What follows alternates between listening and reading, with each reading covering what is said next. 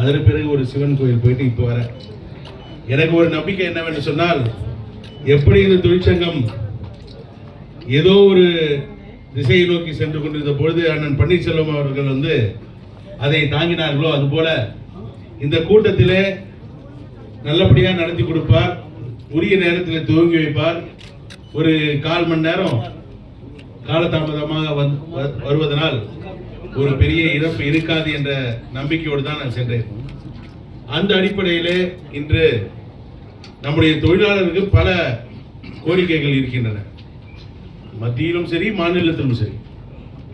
அதையெல்லாம் ஒருங்கிணைக்கின்ற வேலை, அதையெல்லாம் நம்முடைய தமிழக அரசிற்கு கோரிக்கைகளாக வலியுறுத்துகின்ற செயல், மத்திய அரசாங்கத்திடம் கேட்டால் கிடைக்காது என்று போராட்டத்தோடு நாம் நம்மை தயார் செய்து கொள்ள வேண்டும் என்ற ஒரு பயிற்சி, இதையெல்லாம் ஆராய்வதற்காகத்தான் இன்றைய செயற்குழு கூட்டம்.